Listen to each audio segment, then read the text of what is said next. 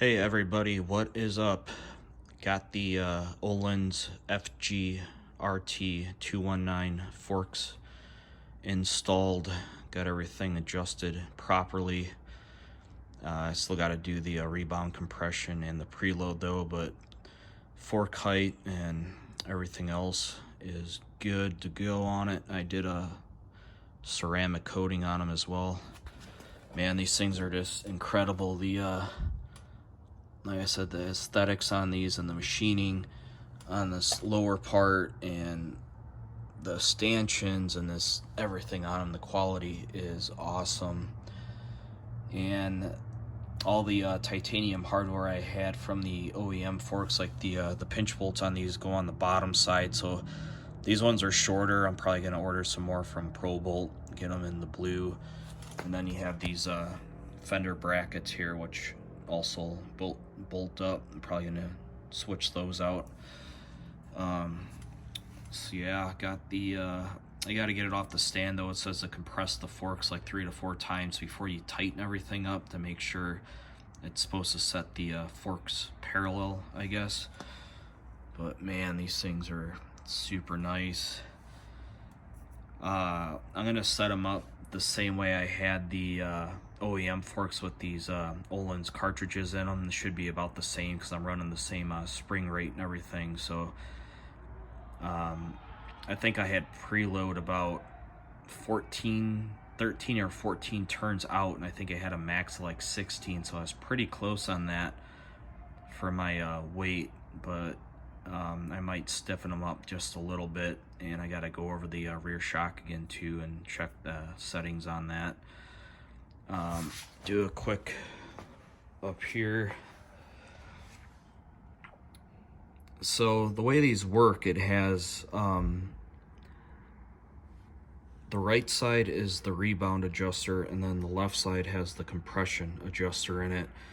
And how they work like that, I am not sure. A little bit over the top of my head for that, understand that stuff, but I don't know if they just like offset each other the way they work. On one side, one works on the other side, not really sure. So these fork tubes do not have the any of the lines on the tubes at all, like the OEM ones do. So you have to use a metric ruler and measure.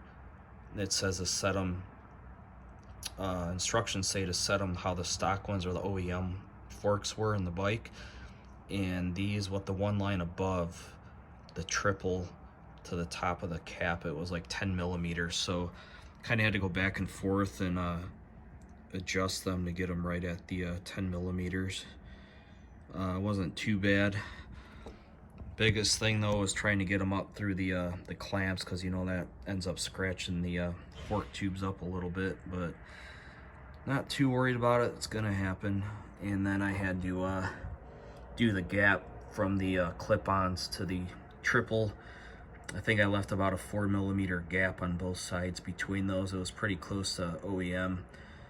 And the biggest thing on this that took me the longest was to get the clip-ons adjusted back to how they were on the OEM forks. I kind of took some pictures of where they were set before I loosened them up and moved them around and all that, so I can put them back to where I had them.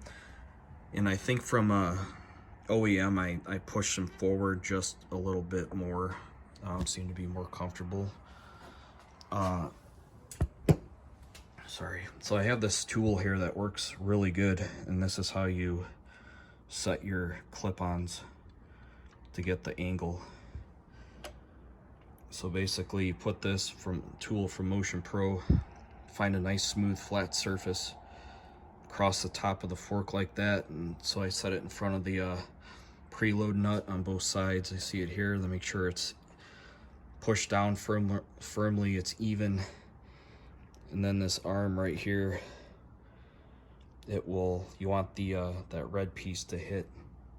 I just kind of put this for demonstration purposes, but you want that red piece to just very lightly touch on the front of the grip, and then you would flip it over and then do the same on the other side, so that way